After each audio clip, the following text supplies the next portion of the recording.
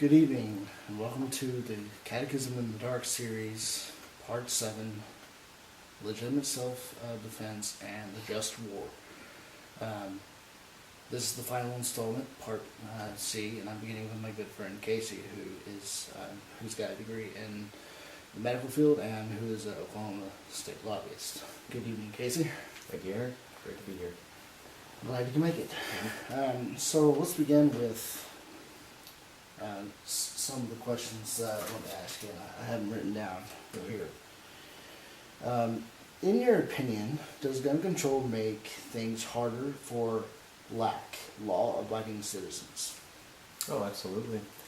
The thing about gun control is that when you really think about it, compare your average law-abiding citizen and your average criminal. The average criminal in general has their own. It's funny you mentioned a degree. Well, in a way, a criminal has their own degree. It's called breaking the law. Yeah. And when you think gun control, obviously any type of gun control needed to be passed through our legislation. There's always going to be laws. So no matter what you throw out as far as laws, a criminal is going to break them.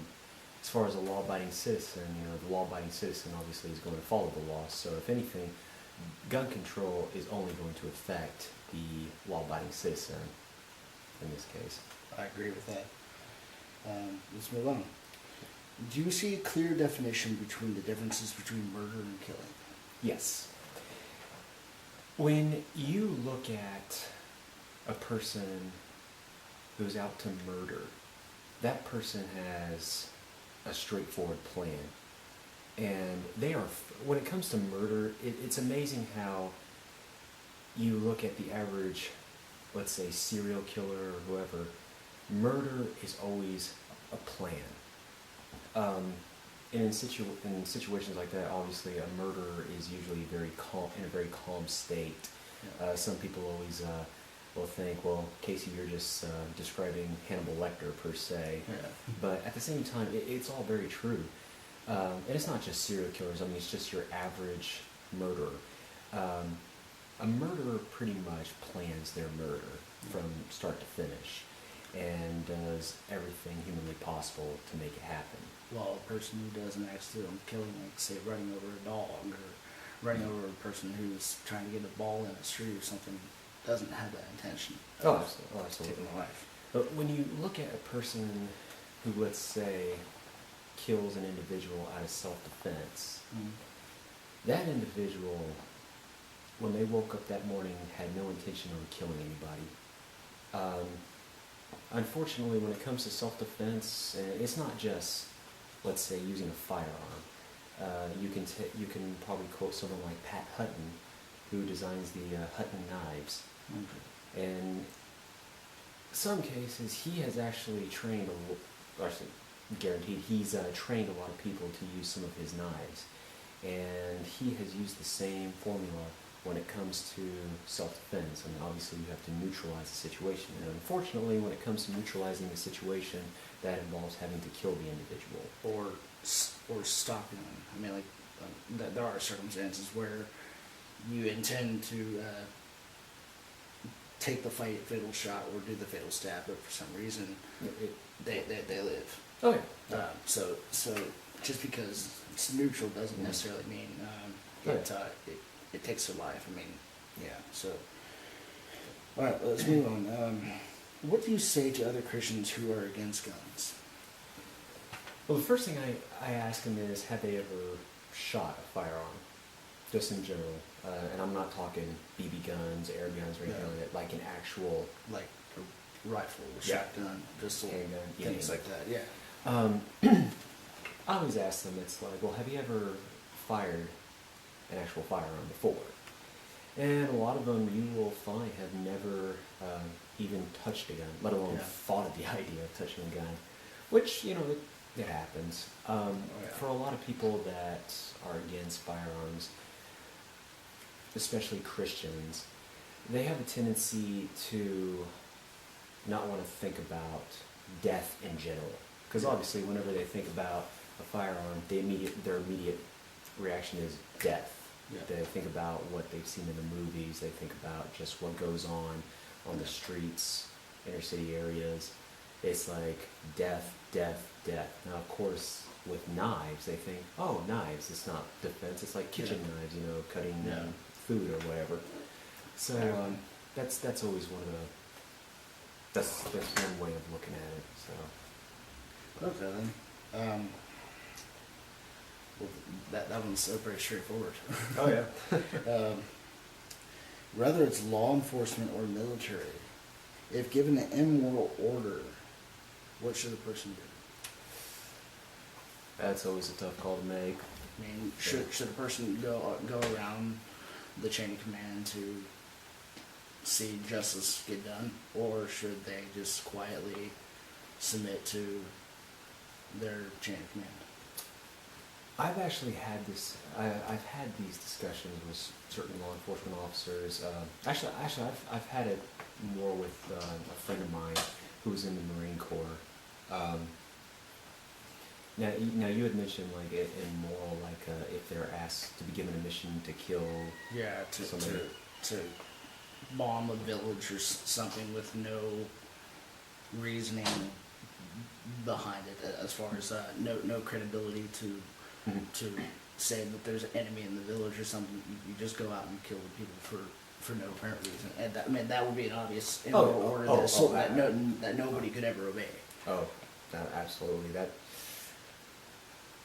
in situations like that, like I said, I've spoken with a friend of mine on the issue who's in the Marine Corps, and as they've told me, it's in situations like that, it's usually a rare occurrence, but say for the sake of argument, it was to happen. Yeah. Normally, they would probably They would probably start to ask a lot of questions. And like I said, this is just someone I've spoken to on the issue. You'd probably have to talk to somebody who's more familiar with it. But for me, and just clearing up the question you're saying, how I feel personally. Yeah. Okay. I would expect that individual to not only think about the position that they're in, but more or less beliefs before they became, let's say, a law enforcement officer or military. Yeah. If you were to speak to a law enforcement officer or a military officer that have been in situations like this, they could turn around and say, well, yeah, obviously I'm going to question that every bit of my soul, because obviously before I became a soldier, before I became an officer, I had a whole list of moral values. In the case of, let's say, with Osama bin Laden, he was indeed a major threat. Oh, yes.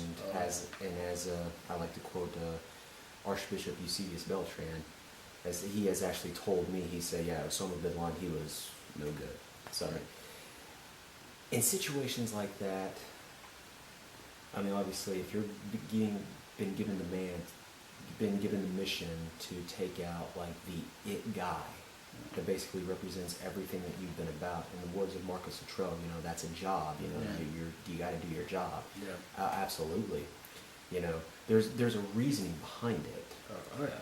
But in the case of just bombing a village, just no intelligence, nothing, is flat out wrong. Absolutely. Because the thing is that now, of course, not saying that's never happened. Of course, there's collateral damage, unfortunately. Oh yeah. So I'm sure that there's been situations where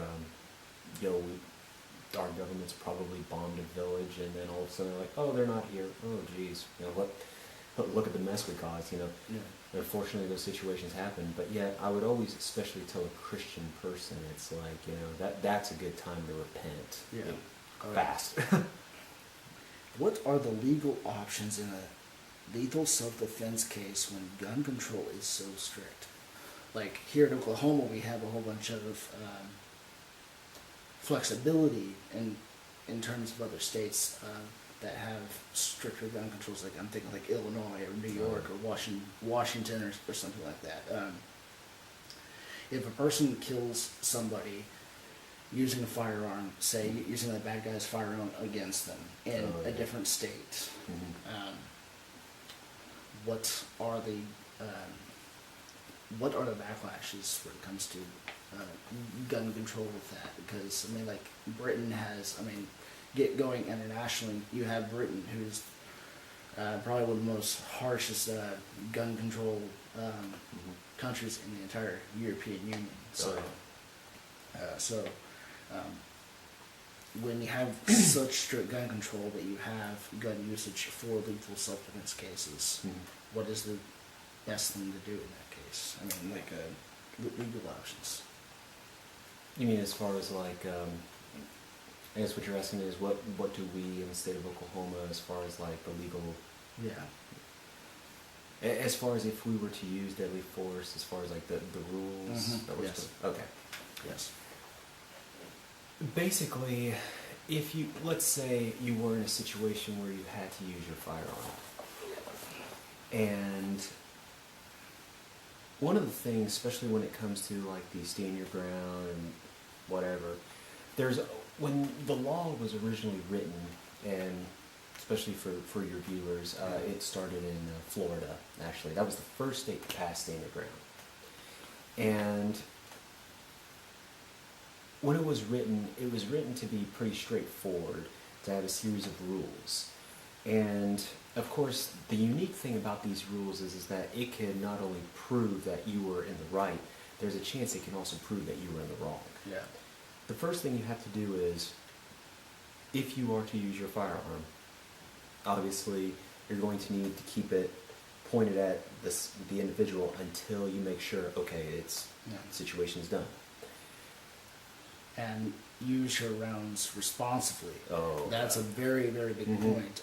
Because there's a case in Oklahoma where a person shot a kid, a 14-year-old kid. He was down on the ground, but the clerk just walked up and shot him 4 or 5 times just to finish the job. And that right there is a case of non-legitimate self-defense. That is a very important reminder. very much so. So responsibility of how rounds are used is crucial. Would you agree? Oh, absolutely. The thing you have to look at is that if an individual is on the ground, I mean, obviously they're on the ground. It doesn't look like they're going to move. Yeah. And in that case, they don't pose a threat. Oh, absolutely. Yeah. 2 options you can do. One option is lay your firearm on the ground, which, in my case, I would probably do that. Or you can holster your firearm, just whatever. In that situation, luckily I've never had to use it. Yeah. But I see myself more just laying it on the ground, just like, okay, to keep it there. Yeah. And of course, if you have a cell phone on you, that's the next step. You call the police. Oh, yeah. Dial 911, tell them where you're at. Yep. And all you got to do is just wait. And give them key detailed information. Don't skip out on information. Well, as far as information as far as location. Okay. That's really key. So, firearms down on the ground or holstered. Call the police and detailed information on where you're at, because the cavalry's coming. Oh yeah. And all you got to do is sit there and wait. And when they show up, the first thing I would do, and for the people, for the viewers, this would be a good thing to do. Just go ahead, get down on your knees, hands behind your head, and just follow law enforcement's every command. And the first thing they're going to do, the first thing you need to say is, the second they show up, obviously they're going to have their guns because this is a serious situation. Oh, yeah. The first thing you do is you say, I am a concealed weapons holder. So you have your CHL, concealed weapons license, and you say, I'm licensed to carry. I want to speak to my attorney. And then that's it. And then, of course, immediately they read you your Miranda rights, which is you have the right to remain silent. Anything you can say will be used against you in the court of law. Okay. Yeah. Please exercise that right. Okay. Because at that point, just stay silent. And if they keep asking you questions, just say, I want to speak to my lawyer. Now, That's all you now say. this would also be very this is very useful information, I think, because if you're Oklahoman or a resident of a particular state that has more flexible gun laws, and you're going to a different state that has more strict gun laws, and some incident happens to you, what Casey just said is fantastic advice. The key that you have to remember is that when you shoot somebody, obviously from the first question, you don't plan that type of stuff. Yeah. So when it happens, it happens. Do you think good guys need to even the options with bad guys when it comes to assault weapons? Do you think good guys need to have the equal chance to fight fire with fire? Because obviously in some gun control states have, you know, these assault weapon bans Right. still in place. Mm-hmm. The bad guys find a way around it, and they somehow still get a hold of it, and the law doesn't seem to punish them unless they get caught or Right. they're dead. All right. But if they ever do something against a bad guy, because I'm thinking all of these gun crimes have happened, whether it's in schools or movie theaters or, God forbid, kindergarten houses and things. You have these bad guys who are just decked out with massive assault weapons, and if a good guy had the same thing, Right. they'd be able to take them out, and then boom, the case closed. It's done. Oh, absolutely. So like, do you think we should have as much freedom to access assault weapons without having legal ramifications? It's funny you mentioned assault rifles. One of the things that I tell people is that the term assault rifle, or just assault weapon in general, is something that I don't really like. I usually just call them personal defense rifles, because technically, when you think about it, especially the civilian model, you know, obviously there's a difference between, there's two types, the M16 and the AR-15. Yeah, we've heard it all across the news about the AR-15, you know, military style assault weapon, and technically it is military style, but not an actual military usage. I mean, that's mostly the M16. Yeah. When it comes to, let's say, as I call them, personal defense rifles, the AR, or let's say the civilian AK-47, I'm very much in support of definitely evening out the playing field in that situation. Some people always say, well, why not just get a shotgun? Well, you know, a shotgun's actually a good thing to have. Oh yeah. Of course, you know, as you said, you know, a lot of the bad guys, they, as you put it, they get decked out in a lot of that, you know, high-tech stuff. But, like, the way I look at it, I always say, if I have a shotgun, let's say Mossberg or whatever, some guy busts through my door and he's got an AK-47, you know, obviously the first thing I'm going to say is that, well, I've got, let's say, 3 shots, maybe 6. But or 8, depending on what you're. Oh yeah. I mean, in his case, I gotta make sure that those count. oh yeah. And he's got a 30-round magazine. So, of course, you know, you're gonna turn, for someone like me, or just anybody in general, they're gonna be like, well, if he can get an AK-47, I should get an AK-47. If he gets an AR-15, I should get an AR-15. So, absolutely. Especially in home defense. In some cases, you know, a shotgun is a good thing to have. In certain cases, if you're just carrying on the street, you know, it's not a bad idea to carry, let's say, a 9mm or 40 or 45. Yeah. Of course, if you want to go like straightforward home defense, I'd say either AR-15 or the AK-47 for personal home defense. That definitely makes for a good. It kind of lessens the stress personally, because like I said, I want to remind people that the Catechism says that we're supposed to, when engaging either in warfare or self-defense, we've got to have proportionality usage, meaning we've got to be equally equipped. We can't be overly equipped and attempt to hurt somebody that is not on the same playing field as you.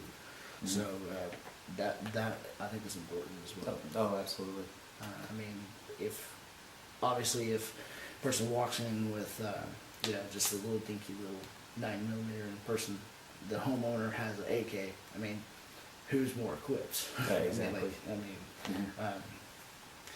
The law would probably go against you if the AK user used it against the pistol intruder, even though the person doing the intruding has the pistol and seeks to harm and injure people. While I'm sure there are legal backfires. The way I look at it is that as long as you ensure the fact that you stood your ground, you were in threat of your life. Everything, you're going to be okay. The one thing that we have to always remember is that these individuals, especially when they're breaking into your home, or they're out to kill somebody, or actually murder somebody, I should be saying. No matter what, those individuals are out to cause harm on purpose. Right. You as an individual, you just want to live your life, just live day by day without any problems. So that's one thing that definitely we need to also establish. So Agreed. Let's move on. All right. Getting into the just war here, or the just war doctrine. Do politics make wars harder to realistically win? Oh, absolutely. I mean, when you think of World War II versus Vietnam versus even the modern day Iraq, Afghani wars, it seems like in the World War II world you still had anti-war people back then. Oh yeah. But everyone was put to work back then. Everyone was put to work for the sake of the country to win the war, to defeat Japan and defeat Hitler. Right. It seemed like a simpler time, but when you get to Vietnam, you get the strong escalation of anti-war mentalities, and even a lot of people didn't want to go to Iraq both times. So, and something we also need to remember is that back then, especially during the Vietnam War, I mean, people got violent. Oh yeah. And it wasn't just the anti-war. I mean, some people that were pro-war, I'm pretty sure, also got violent at times. Yeah. You think about people like Bill Ayers and a lot of those guys. I mean, they would take it to the extreme. And of course, that's not saying that as people, let's say, were pro-war, were just fine and innocent. I'm pretty sure there were some punches that were thrown on their part. So, absolutely. Yeah. Do Christians subject themselves too much to civil authorities when given unlawful commands? It kind of goes back to the earlier question. Whether our government, civilly or if you're the military, do we as Christians follow immoral laws too often without taking some sort of legal retaliation, or maybe even illegal? I mean, there are some countries out there that can't do it legally because they don't have a sophisticated system like we in America do. I think at times we do submit ourselves more to the civil portion of it. I think a lot of it has to look at, for me personally, this is the way I look at it.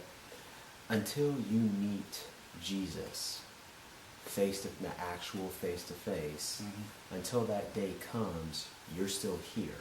Oh yeah. And so people would say, well, until then, you're free for the picking. Kind of something you don't want to have to, reality you don't want to have to face.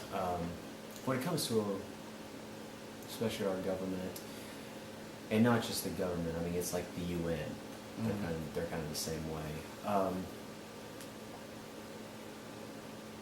I think one of the reasons why, as Christians, the reason why we tend to submit ourselves to the civil portion of it, as you put it, is because we still feel that we have time here, and that some people, when God comes back, when the good Lord comes back, they don't particularly want to have their hands dirty.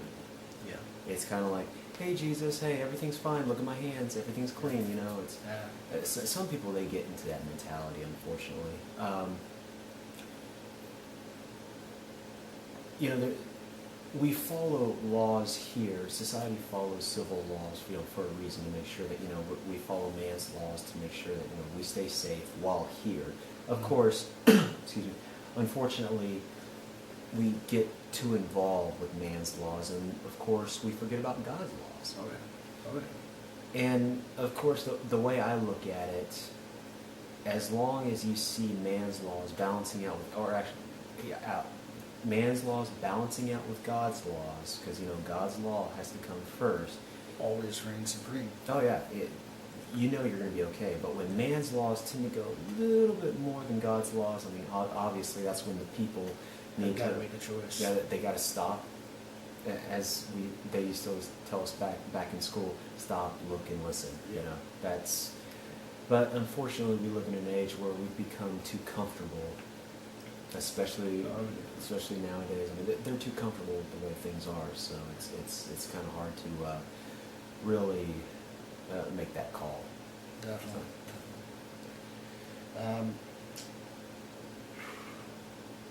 Here's another one. Are there any expectations of the just war expectations, or are there any exceptions to the just war expectations, and can they be a majority option? Meaning, there's 4 criteria. 1, it's got to be a serious, grave matter, and provable and lasting. All efforts of non-military action have got to have proven to be ineffective or failed. Mm-hmm. 3, which is a hard one, I think, because this is the one where most countries fail in, is a serious high chance of success. Mm-hmm. And 4, proportionality. You can't over-proportionate your use of arms against the aggressor, because then you become unjustified in doing so. So I'd say a lot of the times countries meet 3 out of the 4 criteria, but that one little thing, serious prospects of success, can set back. So do you believe that there's ever a justifiable means to go into a battle or to a war when not all the criteria is met to go to war? This is where I think the Christian values really are tested and really need to come into play. And especially for your viewers, you know, if you're at home right now with pen and paper, it's a great time to take notes.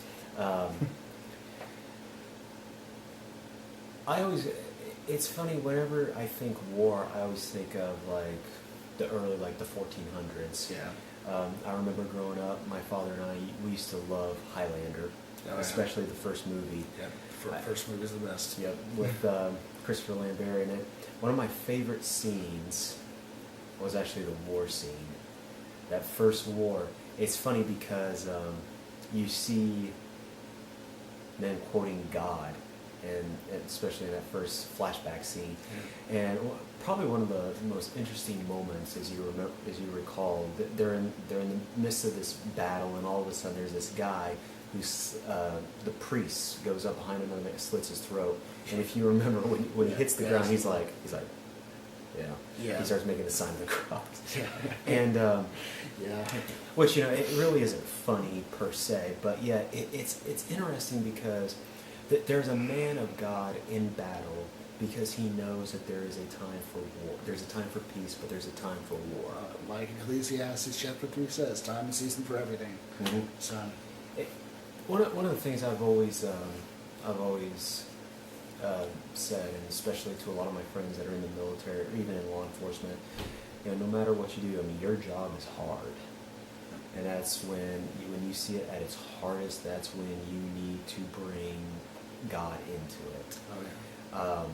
There are some of our soldiers right now that are probably in war right now, being shot at, that probably have a cross or maybe a rosary or just whatever type of religious symbol with them at that moment. And some fossils. Oh It's one of those issues where it's like we really need to bring God, especially when we're going to war, because, as he said, in that criteria, it's hard to really go through the checklist and say, okay, we've done this, and it's like, okay, did we really follow protocol, or did we take it a little too far? Exactly. And yet it's funny because, like, back to that scene with the priest, you know, even though he had killed this man, had slit his throat, you know, he was like, okay, I just slit a man's throat, make the sign of the cross, you know. At least show the fact that there's a reason why we're going to war. And there's a reason why we do need to be victorious. But at the same time, it's like, God, you're here with us. You know what we're going through. And we just pray for victory.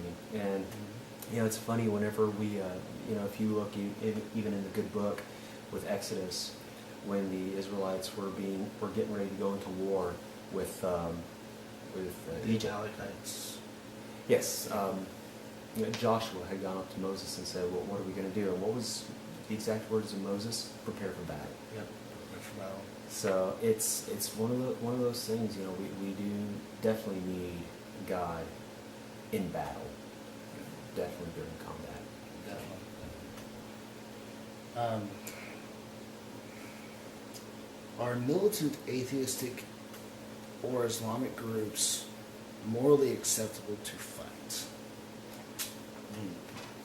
You have Boko Haram, you have ISIS, you have the Taliban, you have Al-Qaeda, Islamic Brotherhood of America. Then you all obviously have the atheistic dictators of the 20th century.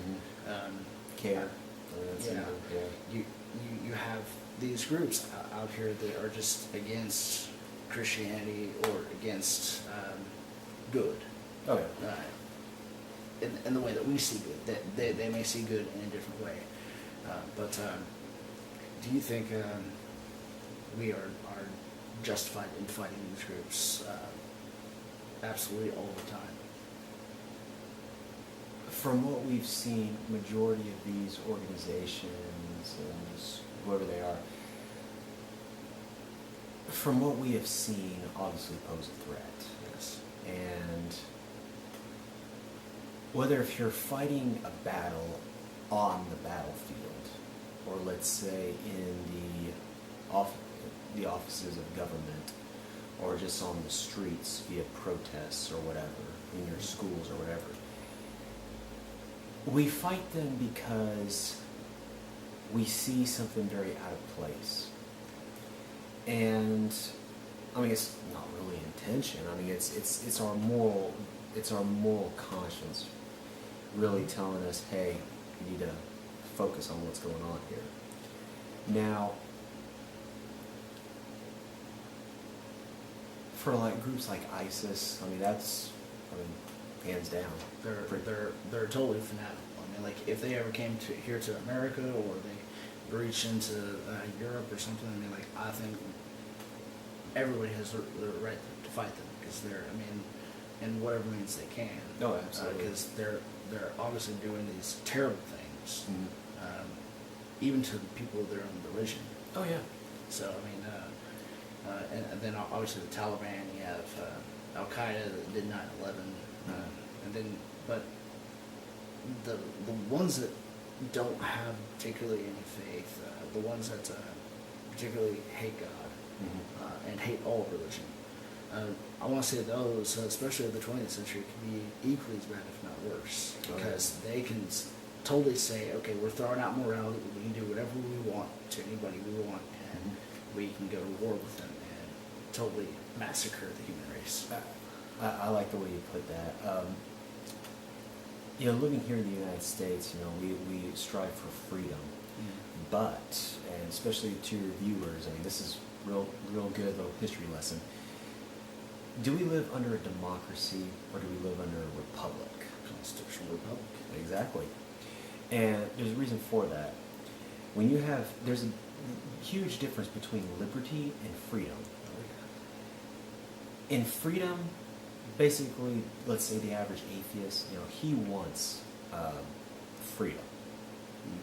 And freedom meaning he wants to do whatever he wants. he doesn't care about the rules or anything. Of course, from some of the atheists that I've seen. Now, the average Christian, say you and I, just whoever, we want liberty because we have freedom, but we also have a sense of morality behind that freedom. The freedom to choose the greater goods among the greater goods. Oh, yeah. Not necessarily the freedom to choose evil. We have that capability of choosing evil doesn't mean it's part of our freedom. Right. And when you're living in a constitutional republic, we strive more towards liberty, if anything. Now, of course, that's not saying that freedom is not a part of it. I mean, obviously, freedom will always be a part of that. Now, you had what group was it you mentioned? The modern atheists. Mostly the famous dictators of the World War II, Korea era, first half of the 20th century. Okay. The people who were maybe once affiliated with religion, but obviously when they were in power, didn't exercise any belief in a deity or a god or practice religion. Matter of fact, they hated people, religion. I'd say those are the worst ones, even worse than ISIS. And a lot of those individuals, in some ways, viewed themselves as just God in general. It's unfortunate because you never, ever want to believe for 1 second that these individuals would go over the top and actually try and remove God and just morality or anything like that. But one of the reasons why I think they do that is because they realize that the average religious person will always have more power than what they will ever have. The reason why is because they can actually take their morality and let it grow in so many different ways. The average person, you just believe in just regular freedom. It's like, well, I can only do what I want to do, and that's it. It really doesn't grow per se. It just kind of like just sits there and doesn't help anyone else really. Just kind of is more inwardly focused and doesn't thrive like a plant or a flower or some sort of organic life that's meant to grow and thrive. So. Now, in the case of, like I mentioned, with morality and all that, I mean, that can grow because you can easily pass that down to your children. No problems. It's pretty simple. But I think when you look at how we face other organizations, let's say ISIS, Al-Qaeda, or let's say CARE, or organization, or basically let's say an individual like a dictator or anything like that, it comes in so many forms, and that's when we really need to turn to God and say, God, what kind of situation are we in? That's when you really need to look towards your, let's say, liberty. We have our freedom, but we also have our moral obligation. We need to look inward with God and really seek for Him for the answers. Now, I know that some people out there would say, well, maybe God's telling us to just leave the situation alone. And it's like, well, would God really be wanting us to do that? Because it's like, the way I look at it, it's like it's no different than your average virus. You have to detain it from the beginning. Otherwise, it spreads, and then it gets completely out of control. There's only so much immoral acts that you can just ignore, till eventually it's like, okay, now it's gotten way out of hand. Yeah, definitely. Well, Casey, this has been great. I'm great. I'm very, very grateful that you had me on.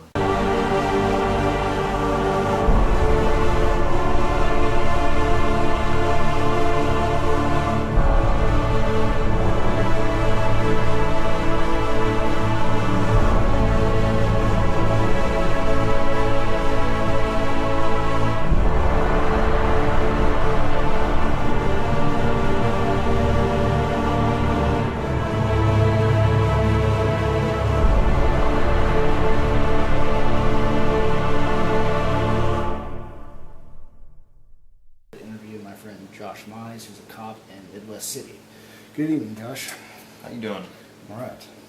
Let's begin, shall we? Okay. Is it better to have witnesses when doing a lethal self-defense measures? Yes, it's no matter what encounter you get into, it's always good to have witnesses. From the littlest thing, from say a normal traffic stop where a citizen wants to complain on you for whatever reason, it's always good to have witnesses. And involving a lethal force of some sort, it's always good because you're going to have, of course, if it goes down to where the suspect is injured, if he's not killed, a lot of the times they're going to claim too much force was used by the officer. Excessive force. Excessive force, Yeah. Exactly. And then it kind of comes down to you have the officer's word and then you have the suspect's word. So this would bring up number of witnesses is equally as important, you'd say, right? I mean, like, it's better to have 3 witnesses that have a same story versus a let me put it person like, that's 2 versus 2 and it's word against word. well, let me put it like this. The more witnesses you have that are credible, the better. Now, Okay. you could have 10 witnesses that just don't like the police, that aren't credible. Very In true. that instance, it's not good. Okay, very good. Question 2. Do stand your ground laws need national recognition? Meaning there's some states that have it applied and fully in effect as opposed to others that don't. Obviously those have higher gun control laws. Mhm. So do you think gun control laws or stand your ground laws need to be a national amendment? I would say yes. I would like for that to happen. It would be nice if that would happen, but I don't ever see that happening just because there's so many diverse crowds. You have your gun lobbyists that are very pro-gun, and then you have your anti-gun lobbyists. Yeah. And of course, that varies state by state. Yeah. It would be nice because a lot of the stand your ground laws deal with self-defense, basically. It's if somebody comes into your house, somebody comes onto your property, or curtilage, which is what a lot of people call it, and you feel threatened, Mhm. then you have the right to use lethal force. That's kind of where stand your ground laws come into. And I just don't see how a government can deprive its citizens of that. It's the Second Amendment of the Constitution. Mhm. It's the most clear Mhm. one besides the first. Yep. So, I mean, shall not be infringed. I'm right there with you. It'd be nice if all states would come with some type of law in regards to it, accepting it, but I think we're a ways off from that. I would have to agree on that, unfortunately. Mhm. Again, I've asked you this off camera before. How strong does one's evidence must be in order not to face criminal charges in a civil case after committing lethal self-defense? Well, any lethal self-defense, if you're speaking of, say, a police shooting or something where the suspect has been killed, first off, it's going to go to a criminal court to see if there's any wrongdoing by the police officer or anyone involved. Whether or not there's the jury or whoever sees evidence for it to go farther along for there to be criminal charges. A lot of the times there's not. And then it goes to civil court. And when you go to a civil court, as you call it, the preponderance of the evidence does not need to be as high as in a criminal court. Okay. That's why you see such cases as, we'll use O.J. Simpson, for example. We all pretty much know that he more than likely did it. Yeah. But there just was not enough evidence to criminally charge him The with old, that. I forget the lawyer's name, but the quote he said, if the glove don't fit, the jury must acquit. Exactly, So, yeah. exactly. There was not enough evidence. You have to reach beyond a reasonable doubt, which is 95% or higher. Johnny Cochran, sorry. Yes, John Cochran, yeah, and he's been around a while, but No, he's actually dead now. oh, is he dead now? Yeah, he died about 4 years ago. Oh, I did not know that. Yeah. Let's move on, shall we? Mm-hmm. If for reasons unknown, lethal defense doesn't kill, what can you legally do? Meaning if you point a gun at somebody, and these instances happen rarely, like if you shoot at the heart, and for some reason the bullets doesn't impact any fatal organs and they live, at a future date, can they come back at you legally to try to sue you, or could they come back again to try to, finish what they didn't do? I mean, what can a law-abiding citizen legally do in a case where failed lethal defense takes place? Well, it all comes down to when the threat is over, there should be no more harm done to the individual causing the threat. I'm real big on using examples. I'll use an example right here. If a burglar breaks into your house and you feel threatened, by all means go ahead and eliminate the threat. If that's by shooting the individual, stopping him from proceeding, do what you have to do. But if he's on the ground and you no longer feel threatened and you continue to shoot him, stab him, kick him, that's when it goes into criminal aspects of why are you doing this? This guy's no longer posing any harm to you or anybody. No longer a threat. Exactly. So then you have to quit. But that's very hard for people to quit sometimes because you're all worked up with emotions. And within the moment, it's hard to stop. It's hard to stop. You're not thinking clearly. Yeah. Okay. That's good.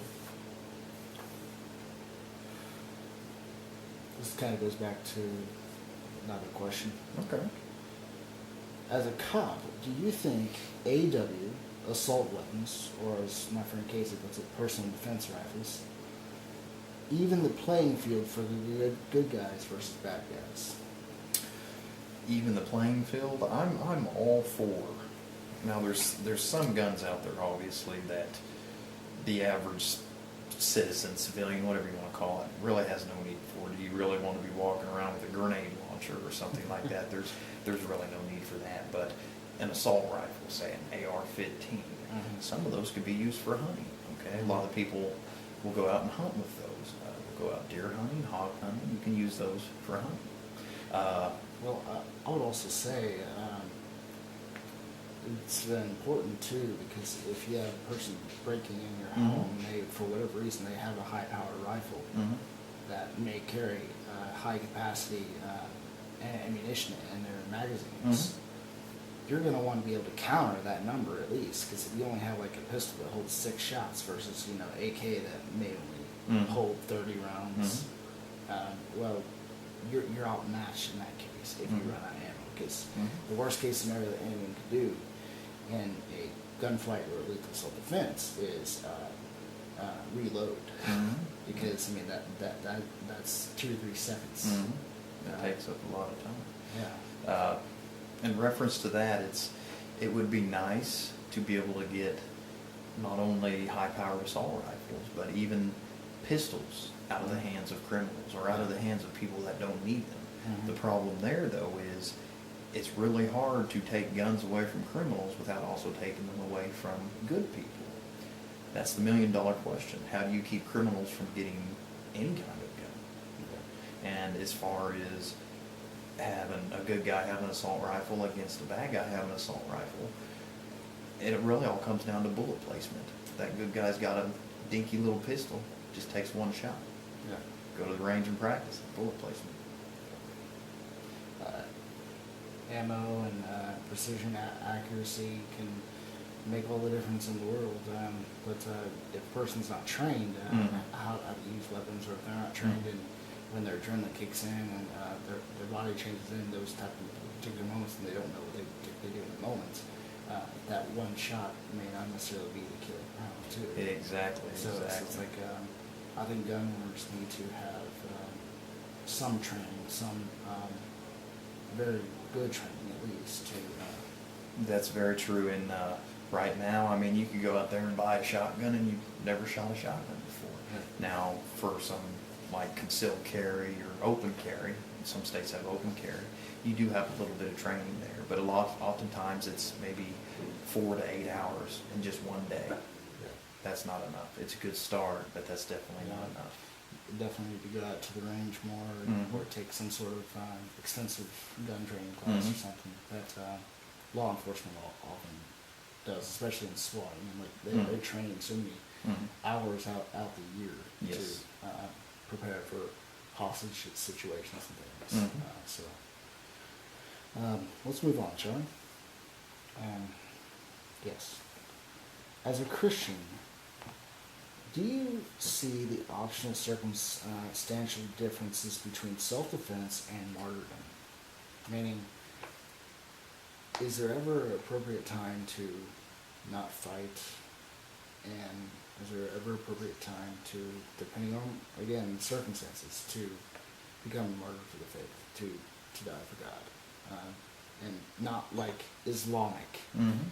but we're talking about, like, you had enemies who want to kill you for Mhm. your faith, specifically if you're a Christian. Mhm. And what do you do in that case? I mean, if you fight, you're not necessarily always showing the best example of being a Christian, but if you die, you're following Christ because, Christ died for our Mhm. sins. Well, my opinion there is sometimes you have to do things you're not going to be proud of. Sometimes you have to do things that may not necessarily always be what you would perceive as the right. You can either sit back and just let whatever happens happen and hope for the best. But me being in law enforcement, I'm willing to just go out there where bullets are blazing. A lot of people will be running the other way. Well, obviously I'm going to be running towards the danger as opposed to away from the danger. And whether that be some type of hate crime, which that's what that would be if someone was targeting a citizen based on their religion, that would be a hate crime. Just the same as if somebody was targeting you because you were black, white, yellow, green, it really doesn't matter. So you have to do what you have to do to preserve your own life. There's nothing more important than your own life. Okay. So you're definitely more self-defense aspect than martyrdom, but I mean, if someone held a gun to your head, Mhm. for example, you weren't armed, Mhm. you're surrounded, Mhm. they also have guns pointing at you, Mhm. and they asked you to renounce Jesus Christ. Mhm. I mean, what are you gonna do? I mean, like, if you try to fight, you're dead anyway. Well, you But, can. I mean, Well, here's the thing. You can say something and not mean it. So. yeah, but it also kind of, when you go to that aspect, it can kind of diminish the power of your word or the integrity of your word Mhm. too. Because, like, if you say one thing and not mean it, Mhm. okay, couldn't that also apply to other situations? Well, based on that situation and the extension circumstances, I think it would be understandable. Not many times. I would try my hardest to never get put into a situation like that. Oh, So. fair enough. Fair enough. Oh wow, 6 and 7 really blend.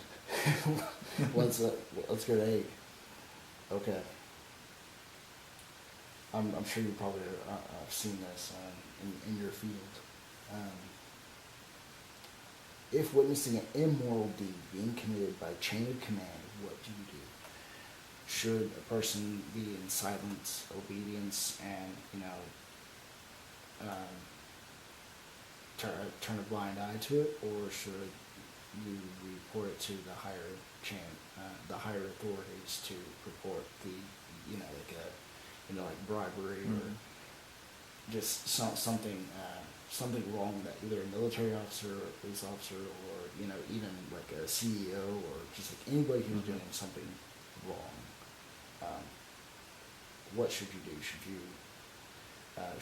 you obey and follow, or should you actually do something about it? Well, I'll use another example for you.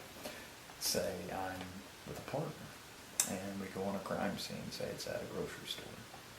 And I'm over there taking notes, and I turn around and I see him take $5 out of the cash register, put it in his pocket, and walk away.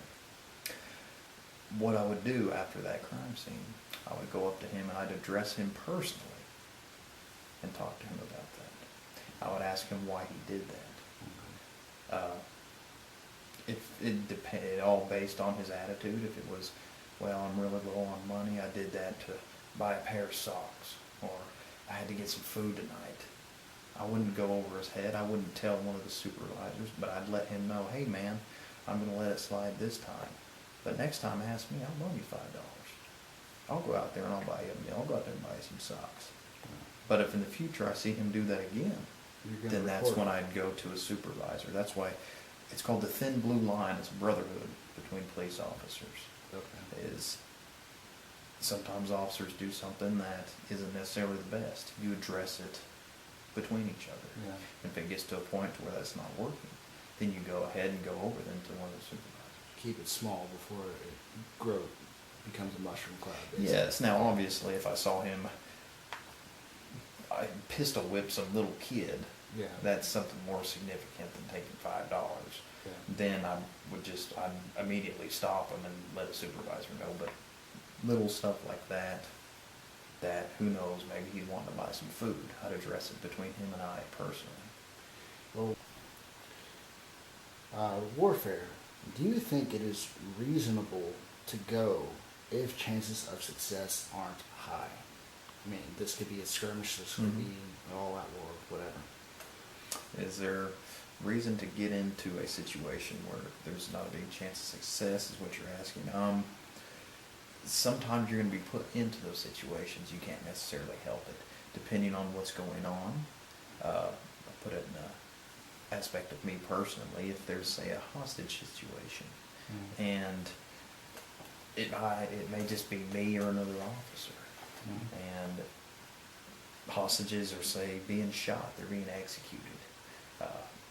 Ideally, you'd like to set up a scene. You'd like to call in a hostage negotiator. You'd like to be able to talk to the hostages, try to talk them out of doing talk to the suspects, try to talk them out of what they're doing, try to talk them into letting some hostages go. But if you're not put into that situation, if they're executing hostages at that time, and it's only you or another officer, and say there's 5 hostage takers in there, and you're like, well, we're heavily outnumbered, you're going to get ripped bad if you sit back. Yeah. So you're going to need to go in there and try your very best to keep what hostages are in there alive, what remaining hostages are. Now, for instance, another example, if put it in warfare, the military, something. If you're fighting for your country. So if you're wanting to fight for your country against a bigger country, obviously being in the United States, we're one of the biggest countries right now. Yeah. So you don't necessarily have to worry about that as much, but for littler countries, you see it all the time. They always put themselves in harm's way, fighting for their cause, fighting for their religion, fighting for their well-being against bigger countries where they know that they're probably not going to win. A lot of the times over resources too, which, despite popular belief, most wars are fought over power, greed, land, and food and water. Because you have some countries out there who can't feed themselves, and they're fighting for those limited resources. So you do have that out there. Yep. So, but move on. Okay. This is kind of a tricky one. If a war party goes to battle with justifiable intentions, but fails to act responsibly and acts unjustly, but has justifiable intents, is the overall battle or war justifiable? Meaning, like, if you say like we go to war against Hitler, Hitler's slaughtering Jews. He's killing his political enemies. He's killing people who are mentally or physically disfigured. But that's justifiable cause. That's enough to go to war against him. But we go off and do something else, let's say like firebomb a village that doesn't have any bad guys in it, just like civilians. Is the overall battle from there just, even though a person or a war party commits something abominable, such as firebombing the village with no Nazis? Well, what you just explained sounds a lot like the Vietnam War. Yeah. Happened a lot in the Vietnam War. Oh, yeah. A lot of the troops, U.S. troops, went in, and a lot of innocents got raped. A lot of innocents got killed. Now, was that because they thought they were a threat? I don't know. I wasn't there. But a lot of that did happen in the Vietnam War. I'm not too sure about World War II. I'm sure it happened a little bit there too. Yeah. But more so in the Vietnam War. You can't let the wrongdoings by a few bad apples ruin the whole tree. And the tree could be the whole war. So if it's a justifiable war, don't let a few bad apples stop you from proceeding and getting the job done. I would also say that yes to this because it probably happened in World War II. I mean, like, we obviously had justifiable intent to go after Hitler, justifiable intent to go after the Japanese. And I'm sure we probably screwed things up too here and there on side campaigns and things that didn't always go that way, or people failed to obey orders. I mean, it happened in the Crusades. It's happened throughout all of war. So I mean, all throughout human history. So I would have to agree with your statement. Last question. I want to emphasize the word militants. So this isn't just anybody, but militants. Should all militant atheistic and Islamic groups be fought? In my opinion, if they're not causing any harm. Now, when you hear militant, a lot of times you're going to think of it some military type jihadist group, Islamic jihadist group, or it's death to the Americans, and they're always trying to kill innocents. And that per se, then eliminating those individuals, I can totally understand. But you also have too, which I would say are equally as bad, if not worse, especially as the further we get away from it in time. The first half of the 20th century, you have atheistic dictators that killed people with religion, that hated people of religion, and would do nothing short of killing as many as they could, mainly because of what they are. I would say they're just as bad as the jihadists or the fanatical Muslim groups as well. I mean, usually when I emphasize the word militant, I'm using it and placing a heavy emphasis on aggressiveness, because that's the nature of it. Like, you have groups like the ACLU, which is really heavily atheistic and really anti-religious.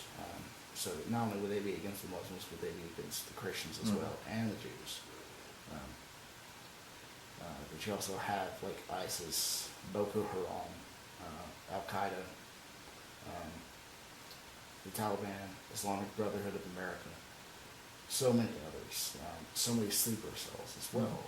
That I mean, I think these groups need to be fought. Would you agree? I mean, if they either attacked us personally or attacked us as a community, whether it's America or wherever, because their intention is not helpful for humanity. I mean, their intention is to, convert everyone to their cause and to kill anybody who doesn't believe. Well, I would say yes. Now, are you throwing ACLU in that group? As we need to fight the ACLU? Well, I mean, like, we need to fight the ACLU and other militant atheistic groups that won't take the same level as, the radical Islamic groups, but they're still malicious against religion. We need to fight them just in a different way. Maybe not necessarily militant force, but through law and through practice and through petitions and things. Definitely, I would think, if we're talking about the Islamic groups, I think these guys will only answer to force. I really do. Well, my stance will be like, if you've got a guy across the room that you know is about to try to kill you, Yeah. are you gonna wait for him to try to kill you before you act, or are you gonna act first? You know he's about to try. He's about to pull a gun out of his pants pockets in a matter of seconds to try to shoot you. Are you gonna sit there and wait for him to do it, or are you gonna act first? And in reference to these militant groups across the globe, then yes, I think we need to act before we lose more American citizens, before we lose more Christian citizens, before we lose more innocent citizens. Now, if it's a group that just doesn't believe in what I believe in and they're not violent, well, I don't think they need to be hurt by any means, but I have enough sense to not let what they're doing get to me. Well, let me emphasize about not hurting. I mean, usually a lot of atheist groups, modern day atheist groups, or the new atheist, who's evolved from the old atheist mentality. Yes, they're a lot more aggressive than the previous atheists. Previous atheists, you could actually have dialogues, you could have discussions, you could have peaceful discussions. It's almost not that way anymore. I mean, like, a lot of these atheist groups are just out to get religion, specifically Christianity. And I think we need to do all that we can, legally speaking, civilly speaking, not necessarily militantly. If they come after us militantly, then, well, yeah, that's going to be a justifiable reason. I mean, like, you have all these atheistic dictators throughout the 20th century that just killed. I mean, Stalin, Mao, Hitler, despite what most people believe, he was not a religious man in his reign as Chancellor of Germany. And Mussolini. I mean, there's all these guys. I mean, these guys were extreme militants, and they sought to kill anybody who wasn't going to fall in line with them. And they didn't have any trouble with morality to get in their way, unfortunately. So I think, but on a more simple level, I think, yes, we can be more peaceful with it,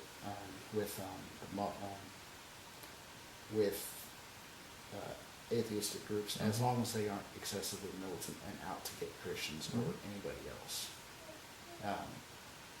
But if they go past that limit, then I think we have to do something. I agree. So, well, Josh, I want to thank you for coming out, man. Well, thanks for having me. So, this is my friend Josh Mize. He's a Midwest City police officer in Oklahoma.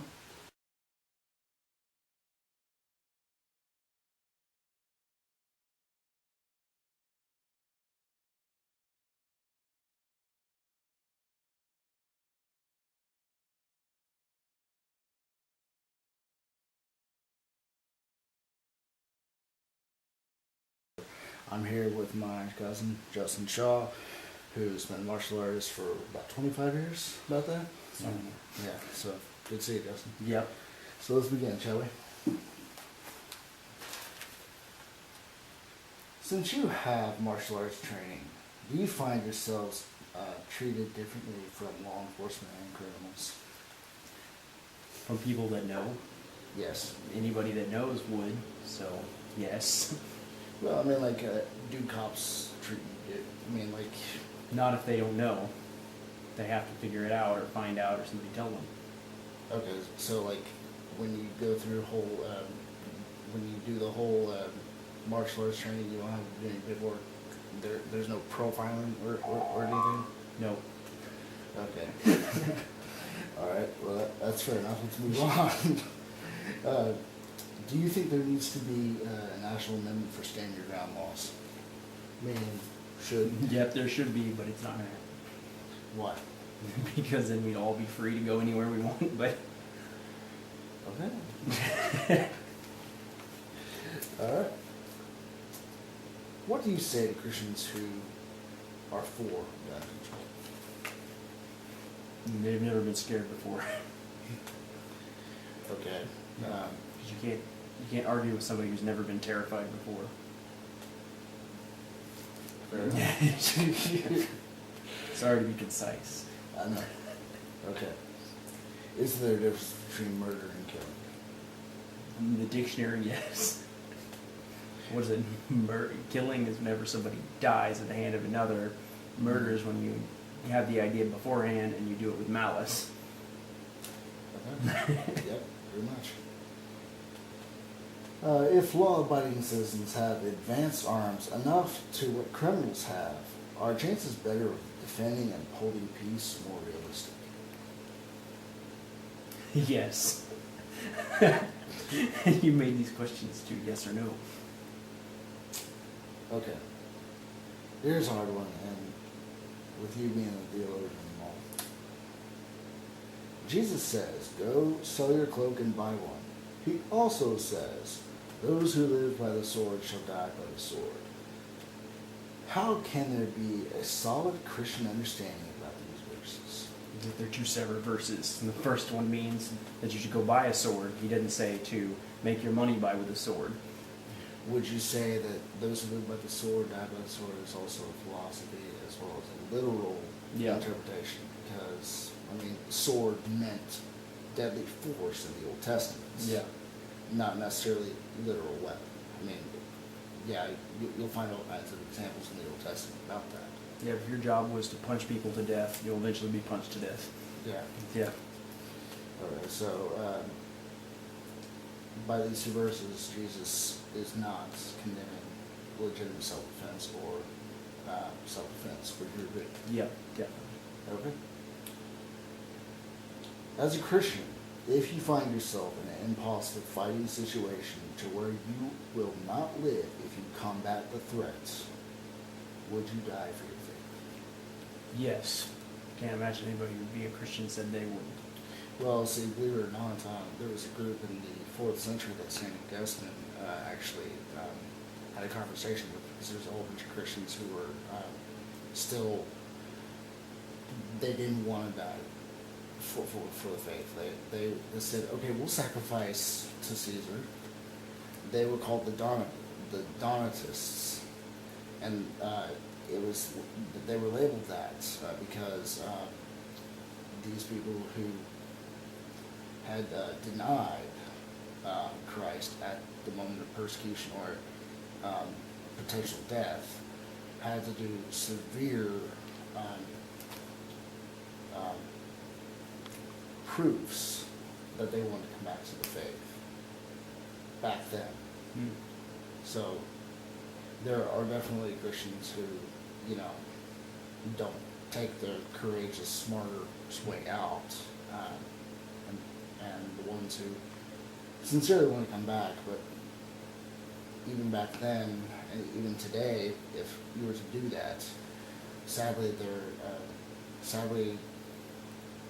you would have a harder time being looked at as an honest Christian, I think, because you'd be like, oh, you denied Christ, so you're going to spend the rest of your life probably trying to make that up. Mm-hmm. I mean,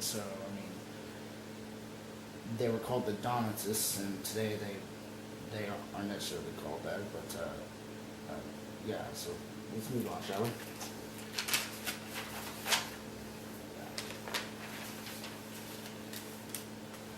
Okay. Twofold question. Should we as Christians rebel against immoral legal authority, or should we submit? Which is more Christ-like? We can't submit. But Christ didn't. I mean, Christ turned over tables. Yeah. And it's exactly. But at the same time, Christ fulfilled the law and the prophets to the T. Well, he followed the law until it was completed. Because Jews bring up constantly that he never broke the law. It's like, actually, he never broke the law. Anytime they thought he broke the law, he was actually showing us how to live the law properly. He says the law is written in your hearts, even if it's not this law. So, he broke Roman laws and Jewish laws, but never the law. Yeah. Render unto Caesar what is Caesar, render unto God what is God. What belongs to God. It was genius. Mhm. So, and the history of Christianity has always been cultural assimilation. Christians, over the centuries, have eventually convinced people of public service positions, mayors, governors, emperors, Constantine, for example, even though he was an Arian. We have always taken over through slow evangelization, assimilation of the culture or civilization. So I mean, like our way of rebelling is certainly different from the way the world views rebellion. Would you agree? Yep. Because we don't subvert governments, we don't completely change them, we just slightly bend them to be more moral. Yeah. Good enough. Should we, as Christians, fight excessively militant atheistic and Islamic groups such as the Soviet Union, aka DEAD, and ISIS? You would say we shouldn't. We have to. Anybody that's militaristic.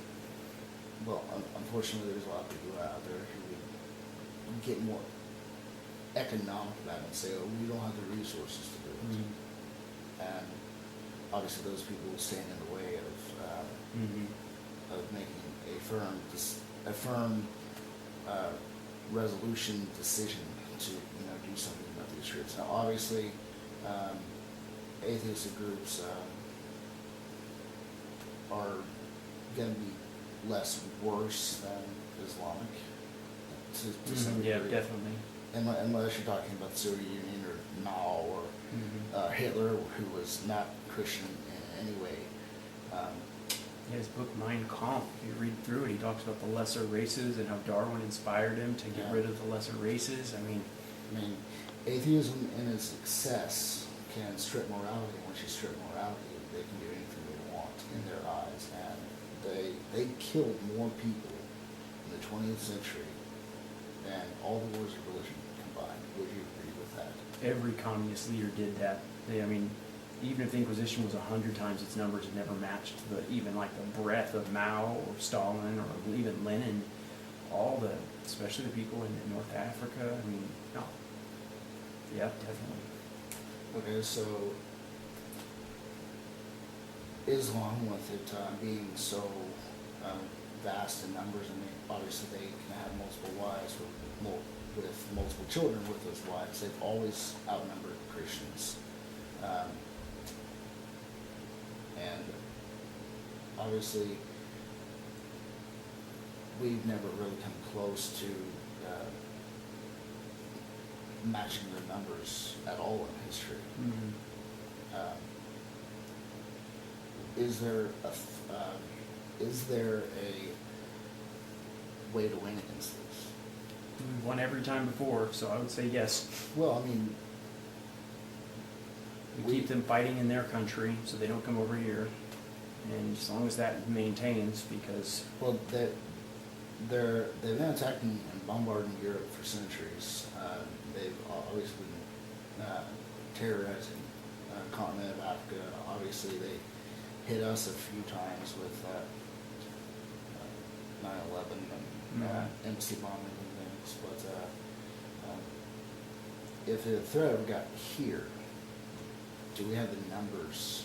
Yeah, to definitely. To defend. To beat their technology is so low that no matter how many numbers they have, they're shooting AK-47s and we can shoot them from here. There's no comparison. The Iraqi war, I think it was 100 to 1 for a soldier. So every soldier they killed, we got 100 people. That's I don't think it was quite 100, but pretty close. It was pretty high. Okay. Mhm. Fair enough.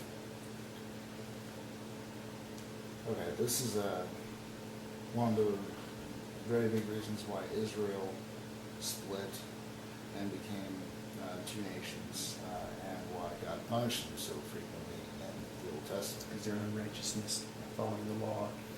Are we obligated to still defend the widow, orphan, and innocents, like in the Old Testament days, or are we free from that obligation? Meaning, we as Christians, if we see a widow, who's getting picked on by like a whole bunch of thugs. How could we possibly turn it down? That would make any sense. I guess if you didn't have any power to do anything about it, you shouldn't do anything, because, I mean, then you'll just become another victim. When people have the ability to do something. Okay. So, going back to that, when it comes to warfare, if we go into the enemy grounds and we see, a wife who just lost her husband, who may have been non-combatant, or a child who's lost both their parents in bombing, or you see a baby who's lost their parents because of a Muslim raid. How much more obligated are we in that situation? Yeah, you think we'd have to. I'm surprised we don't build orphanages and things like that. Maybe we do and we just don't know about it, because the military doesn't just leave them there. Well, I mean, like, we have refugee camps, but unfortunately, you don't hear a lot about that. I mean, more times in the media you hear, their deaths than you do, oh, the United States military is helping them, or this country's helping these people. So, in your opinion, what are the things you can never, ever do in a war, morally as a Christian, versus what you can do? Hit an entire population, you can't. I mean, we bombed Japan. That was probably a step too far to bomb actual cities. Yeah. They weren't military areas. I mean, it did stop the war, but I could not have justified. I mean, it probably saved more lives in both those cities, but I could not have told them to do that. So, well, when we invaded Normandy, it was called D-Day. The alternative to us, if we didn't drop the bombs in Japan back in '45, yeah, it was '45, was X-Day. We've also got to remember the Japanese devotion to kamikaze. Every man, woman, and child in the village was dedicated to dying for the emperor. If we invaded, if the Allies invaded Japan, would we have lost more people, you think? well, yeah, definitely. That's Or, the. and versus it dropping 2 bombs. I mean, we can never morally justify dropping bombs because they have no specifics. Like, Yeah. I mean, they kill everybody as opposed to combatants, which is what we as Christians are always supposed to do. We're only supposed to kill combatants. We got better technology now. We just drop a bomb on the emperor, but Yeah, well, that was World War II. Yep. We didn't have that technology, so unfortunately, that situation it becomes very hard to discern because of what's the more right choice. Would you agree? yeah, it gets gray. So,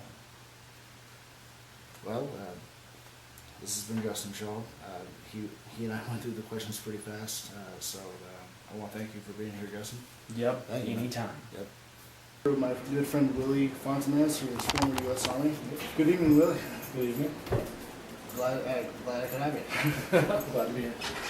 So let's get on with the question, shall we? Yep. What do you say to Christians who are pro-gun control, rather Protestant or Catholic? Christians that are pro-gun control. I really don't have that discussion with a lot of people. I mean, I'm for concealed carry. I'm for carry. I carry myself, so it's not something that I throw out there. But oftentimes, I guess I don't really experience a whole lot of people being anti me carrying a gun.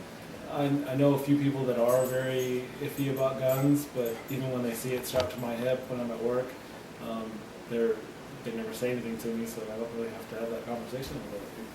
So, what do you say to the people who are who get the impression Jesus is overly passive? Jesus is overly pacifistic. I don't think Jesus is overly passive. he wasn't a pacifist. Definitely. He was just a strong guy, and Yeah. he was gentle. I would say gentle. I'd say loving, but he also flipped tables and whipped people in the temple. You know. Exactly. Yeah. All right. Fair enough. This might go back to your military days. If given an immoral command from a superior officer, what is the best way to handle You know, there's two things, two ways to handle it. Number one, if you're given an immoral command, you always ask that officer to put it in writing, because if you do it, then you don't have that legal responsibility later. Because when you take your oath as a soldier, you do swear to follow the orders of your superiors. But if your superior gives you a bad order, you can ask that superior to put it in writing. They'll do one of two things. They'll either put it in writing for you and then you're covered, or number two, they'll say, oh wait, maybe we shouldn't be doing it. Now, that doesn't always happen, but me personally, I was given an order to be in a sunrise service. I had to be at this ecumenical sunrise service, which was going to keep me from being able to go to Mass. And I'm a devout Roman Catholic, and I had to go to Mass. So I went in the morning, set up, and I was ready to go, and one of the Protestant chaplains came over and said, no, you have to stay here for this. And I said, no, sir, I don't. And he goes, no, you have to stay here for this. This is the most important thing happening on the post. And I was like, no, I have to go to Mass. I'm a Catholic. I'm going to Mass. Yeah. And he put me in parade rest, and we were going back and forth until the brigade chaplain came by and found out what was going on, and he got called on the carpet because he wasn't accommodating my religious needs, and that's kind of the job of a chaplain. So And that was an immoral order in my mind, and I just disobeyed you were a it. chaplain's assistant. I was. Back I then, was. So I knew what my Makes rights a lot were. of sense. I knew what the regulations were, and he was totally out of line. So I knew that I had the upper hand on him. So I just stood my ground and said, "This is what's going to happen." And I celebrated Mass that day. Nice, very nice. Are there ever circumstances to go to war if the just war criteria isn't fully met? The just war criteria is one, it's got to be serious, lasting, proven, grave matter. All non-military efforts have got to be proven to be ineffective or failed. That have high chance of probability of success. And four, you can't use more proportionate arms than is required. I agree with the church's teaching on the just war criteria. However, we don't always know all the parts. Exactly. So when we go to war, as a soldier, if you're a private and you're not sure what's going on, you're only getting a small piece of the puzzle. And your commander is probably only getting a small piece of the puzzle. And so it's really hard to determine whether something is a just war because there's a lot of information that's out there that's not public knowledge that our superiors do know about. So there are instances where on the outside it may look like it's an unjust war, but from the inside when you have all the information, it does fall into their criteria. But to say that we're going to Afghanistan, we're going to Iraq, to say those things, to say it's an unjust war, on the surface, yes, it may seem to be that way. But again, we're just hearing about the oil and we're hearing about that stuff. We're not hearing about the other stuff and the things that aren't public knowledge. Well, a follow-up on that. Do you think that with the third option, which is serious chance of success? Oh, we're always going to win, man. Well, unfortunately, we had like Vietnam and where that was considered a quagmire. We didn't win, and we didn't necessarily win Korea. Korea was a stalemate. If that prospect isn't there, but all the other three are. Well, the issue with those is they weren't wars in the sense that there weren't declarations of war, so there was no way to have a winner or a loser. Yeah. Korea was a stalemate, and we're still at war with Korea technically. On paper we are. We have a ceasefire right now. We're there. Yeah. So that hasn't ended. So whether we're still. We could win tomorrow if we wanted to, but Okay. obviously they're beating Sony Pictures pretty well right now. Yeah. Yeah, I heard about that. But with Vietnam, it wasn't declared. It wasn't a war, and so we had so many troops go over there and die, and a lot of them didn't even realize what they died for. But I had a priest friend of mine who's a helicopter pilot for South Vietnam, and he wasn't on the bad side. He was on the good side, and he told me the story about when they finally evacuated.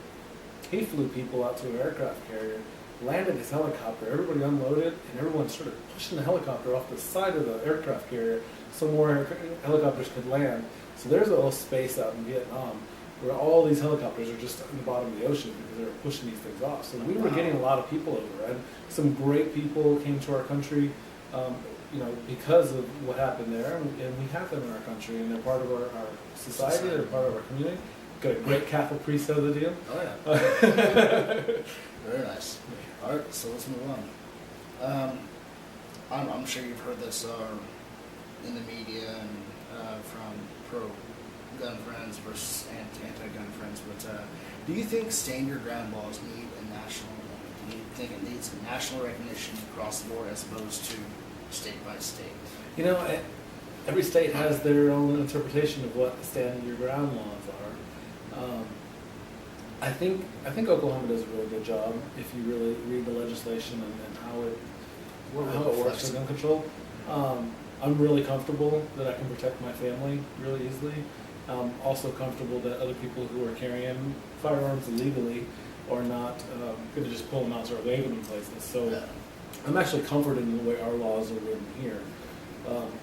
But even though we have reciprocity in other states and we can go to those other states, they're all tweaked just a little bit. But I don't know that there should be. I really kind of like the constitutional amendment where it's just, if you're a law-abiding citizen, you don't have a felony, you're not a crazy person, you can carry a gun. And I think that's what it should be. I don't think you should have to go through this long process. But if you can't pass those minimal rules and you get caught with a firearm, then you need to go to jail. The law's going to prosecute you. Yeah. Okay. Let's move on.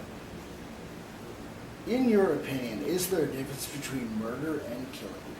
There is absolutely no difference except in the sense that you can kill a plant. Both of them are contrary to the commandment, thou shalt not kill. You can practice semantics and all that and try to really go into kill versus murder. But if someone breaks into my house and I shoot them, it's still a murder. Yeah. And that's something I have to deal with in my own soul and with my pastor, and I'm going to have to work through that. So the law might say it wasn't a murder. They might say that it was justifiable homicide, but I still took a life. So that's still something that I have to deal with. So I think trying to define the two differently kind of takes away a little bit of our accountability. Mm-hmm. If you kill somebody, you're murdering. Yeah. Point blank. Whether they're trying to hurt you or not, you're still murdering them. Murder is taking someone else's life. So. I'd say that's probably the most distinct answer out of all the interviews that I've heard so far. Good answer. Thank you. Is lethal defense harder to prove with hand-to-hand combat versus weaponized combat? I think it's hard. I mean, again, it's just going to be the situation. There's going to be times that hand-to-hand combat, you're going to have a better you have better control of the situation. You're probably going to get a little more hurt. But I think it's all going to be situational. Again, we take the example of someone breaking into our house. If I don't have my gun, which I usually do, there's a bunch of different things that I can do to subdue somebody. And that's probably what I'm going to want to do first. I don't want to kill anybody. And kind of my thing is I'm not defending my own life. I'm defending the life of my kid's father. And that's the thing. If it was just me, I wouldn't care. I'd pick up a stick. I could pick up that big cross over there that's in the wall. That could be a pretty good weapon. But I'm not going to let somebody have a chance to hurt me because they're hurting my children. And that's kind of the way I look at it. I'm not defending my own life. I'm defending the life of my kid's father. Because your role, you have more responsibilities than if you were by yourself. Right. Yeah. So I think both of them are going to be hard to prove. You just have to make sure that you just don't do something stupid. Don't be crazy. Don't pull that gun out and have your finger on the trigger. Make sure you know what you're shooting at. Well, given with what's going on in the world today, and with in the past 50 to 100 years or so, I wanted to ask this question. I've gotten various different answers, so you're going to be the last one to give the answer, so I'm hoping it's good. I hope I do. I hope I do well. Are militant atheistic and Islamic groups equally dangerous, or is one more dangerous than the other? Example, atheistic Soviet Union, which is dead, versus radical Islam. I think anybody who takes a fundamental belief can be dangerous, whether that's atheist, Muslim, Catholic, Christian, Jewish. Unfortunately, we have people that abuse other people, and oftentimes they use a higher power in order to do that. So I think they're all equally dangerous. I think a Catholic can just as easily go out and kill in the name of God. I mean, you've got those idiots that are bombing abortion clinics. Yeah. You know, that's no different than taking, bombing a building, bombing a school. You know, I mean, in Pakistan, you've got that school that just came under attack, and there's no difference between that and taking the life of an abortion doctor. You know, it's just all who you're following. So we have to go back on our own moral compass and say, okay, what's God asking us to do? And I think instead of labeling them with, well, that's that group and that's that group, we need to kind of look into our own house to make sure our own house is in order, and then we can before do big judgment. Yeah. Okay. That's good. I like that. I wasn't trying to be political with that answer. I'm not running for office or anything. I understand. I've known some whack jobs on the whole spectrum. Definitely. Do you think gun control makes it harder on criminals or law-abiding citizens when lethal force is used? And again, that probably varies state by state. Yeah, it's a kind of I'm not quite sure I understand the question. You said when lethal force is used, is it harder on criminals? I don't think so. I think we need to follow our laws as they're written. I'll give you an example. Hate crimes. I hate the idea of a hate crime. Because you harm someone that is homosexual or someone that's black, it's deemed a hate crime. Why isn't it just a crime? It's when you kill somebody, regardless of who they are, whether the same color skin you are, the same orientation you are, you're still killing that person. And there's some kind of hate that happens there. There's some kind of anger. There's some kind of this horrible presence of the satanic to take someone's life. So I don't think it really, I don't think it affects the outcome, because the criminal's gonna carry a gun. They don't care if there's little signs up to say no guns in this building. They don't care if you're not allowed to carry a gun on the school campus. They're gonna do it. Yeah. You're not gonna stop the criminal. They're not gonna see the sign and say, "Oh, I'm not gonna do that." So I mean, I like the little signs that say nothing in here is worth your life. Yeah. My sign for my restaurant will simply read, no criminals are not allowed to carry guns. Law-abiding citizens, please keep them concealed. That's good. Because you don't want to make people nervous. A lot of times you see these guys with the gun on their hip and they're walking around because they think they put their chest puffed out. They're not helping anybody.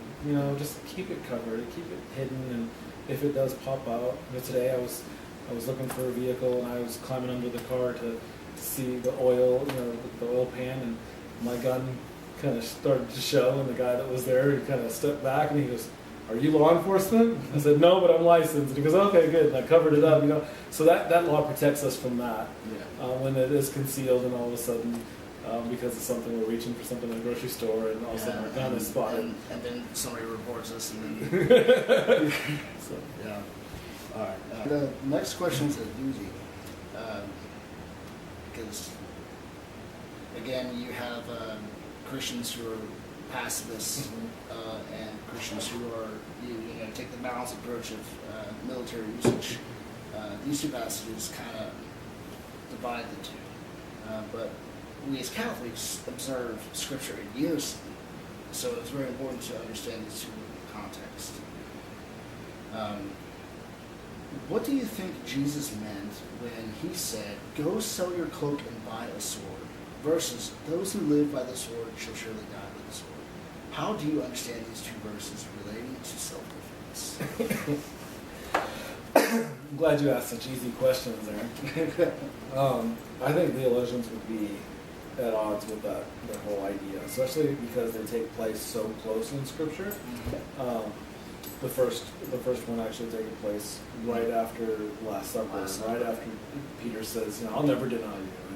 And so right then he says, get a sword. And then fast forward a little bit later that evening, and they're in the garden, and the apostle swipes the ear and says, you know, you live by the sword, you die by the sword. So I really had to think about that and then really delve into it and kind of see what Jesus was saying. At the Last Supper, he was really speaking to the apostles in the future tense about what was coming and not necessarily what was there present.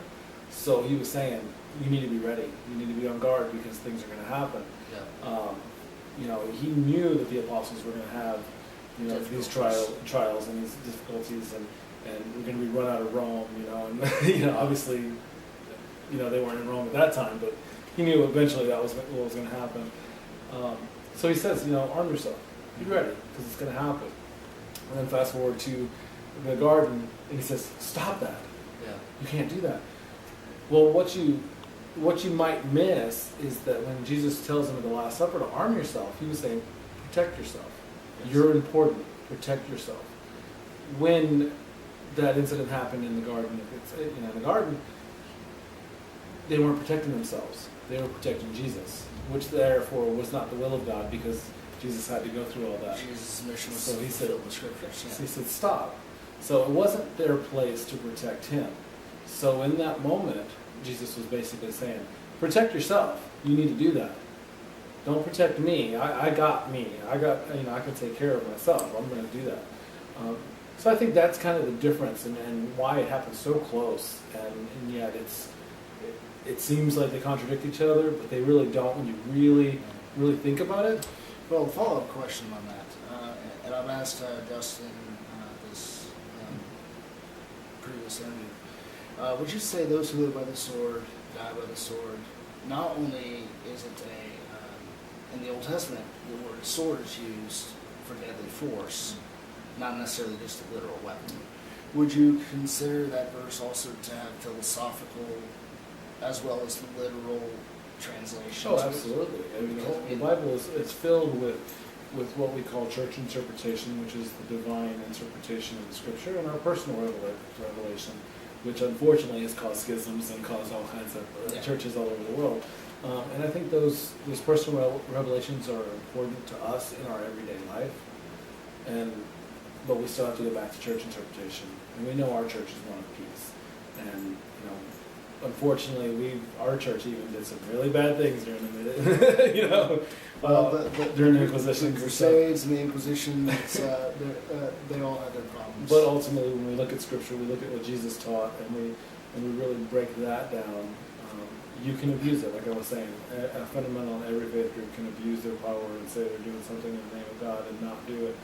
So we really have to look at that. But living by the sword, dying by the sword, it has so many different definitions. You know, the sword can be anything in our life. It could be of any kind of vice. You know, it could be money. You know, it could be, if all you want is money, well, you're going to die rich, you know, in your bank. And there's going to be the minister at your funeral if you're lucky, and maybe the grave diggers to, you know, bury it down. Or you can live your life in a sense of giving and generosity, and you know, then you're leaving behind that legacy that's going to continue on after you're gone.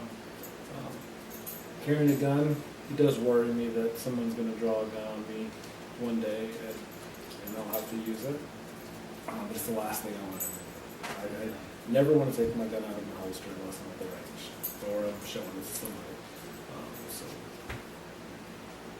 that's a good answer. Good answer. Last question. You as a loyal Roman Catholic and citizen of the United States of America and U.S. Army, do you find there are times that are worthy to fight in combats And are there times to go down the path of holy martyrdom if circumstances prove it impossible to win I don't want to be a martyr. Martyrs or just die horrible deaths. Well, we see where ISIS is doing right now. I mean, did you hear about the 4 teenagers? I believe it was Syria or was it Iraq? Can't remember, but they were asked to deny Yeshua, which is the Arabic word for Jesus. And obviously those kids didn't have weapons, and ISIS just beheaded and killed them. And those are murders. I mean, they had no way of fighting against that group because obviously that group was probably, way out equipped. I don't see martyrdom, and I don't pick fights. So I hope that if God calls me to be a martyr, that He does it in an instant where I don't have time to think about it, because I don't think I'm holy enough to make a decision if I have to think about it, because I'm going to think of every way to get out of it. Because in some respects I'm a coward that way. Well, I mean, But if God chooses that and He puts me in that position, I hope that I can do whatever is the right thing for God and for my family, because my vocation is to be a husband and to be a father. And that's husband, father. if me chasing trouble, if I'm out there chasing trouble, I'm not fulfilling my vocation. So I need to not chase down wars and battles that can't be won. Well, again, I also want to emphasize circumstantial too, because I mean, the people in the Middle East don't necessarily go looking for trouble. Trouble comes to them, and they're sometimes forced to make that decision. Maybe sometimes that instant, sometimes they have to ponder it. And so I guess living here in America, we have the benefit of being mostly a peaceful nation versus living in the Middle East where we could easily, be placed in the grips of radical jihadists and things like that. So. Right, but even if we were walking down the street and we had to deal with that each and every day, our focus always has to be what our vocation is, whether that be holy orders or whatever. Our vocation is our focus. That is our service to God. Not going out there and being warriors and stuff like that. That if He calls us to do that, we're going to be put in that position. So every decision we make and every action that we take has to be about our vocation. And for us, it's being husbands, and then being fathers. So husbands first. Yep. Serve God, serve family, serve country.